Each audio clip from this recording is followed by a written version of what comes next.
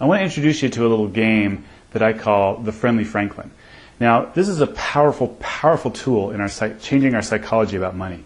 So I would encourage you to get with a friend or two or five or whatever, or some coworkers, and throw down this challenge to each other to change your mindset from things like those words like I can't afford it to I choose not to afford it, because you have the capability. You have emergency funds on you at all times. And maybe you've heard the saying that if you take a millionaire and you take all their money from them and you give it to a poor person, a year later the millionaire will be a millionaire again, and the poor person turned millionaire will be poor and destitute again, because he or she doesn't know how to value or be a good steward over that, where the millionaire learned how to build that up and respect it and use it properly. So one thing a game that I like to challenge with people is called the Friendly Franklin. And what I would encourage you to do is get some friends and say, okay, let's each get a Franklin and let's put it into our wallet, and we're going to keep it on our person at all times. Okay, and what you want to do is every couple months add to that so that you have multiple Franklins on you at a time. Basically about a full paycheck's worth of Franklins on you is what you want to get it built up to. Now, the way this becomes a game and helping you with your psychology is you and your friends that start this. Let's say you got 3 friends and say, okay, we're in the Friendly Franklin Club. And this goes for anybody in the Friendly Franklin Club as people start to get to know it. Now, I've got the Franklin on me, but if an emergency happens and I need to spend it, that's fine, but I've got 24 to 48 hours to replace it with another Franklin. Okay?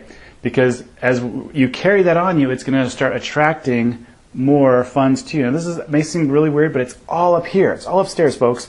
Because if we're carrying that money on us, and at first it's kind of like, oh my gosh, I've got this on me. What if I get mugged? You know what? If you get mugged and somebody takes it, which heaven forbid that happen, and I hope that it doesn't, but that person probably needs it more than you do. And hopefully, God blesses them to help figure out their wrongs and start doing things the right way like you're doing. But you'll be able to attract and get that back much quicker, like the millionaire I explained in the beginning, because now you've learned the right rules on how to use these tools properly. So when you lay down the rules with your friends, like, okay, there's 3 of us, I've got a Franklin, you've got a Franklin, you've got a Franklin. When we see each other at any time, we can ask each other, hey, do you got your Franklin on you? And they have to pull it out, and it's got to be a Franklin, not a 20 and a bunch of other stuff because they've already broken it and haven't replaced it in the 24 to 48 hours. They have to pull out the Franklin. And if they don't have it, they owe you a Franklin. Okay? If they quiz you and you don't have it, you owe them a Franklin. So you want to learn and keep in the habit of keeping that on you at all times. And again, grow it so it's about a full paycheck's worth of Franklins that you're carrying on you at any time.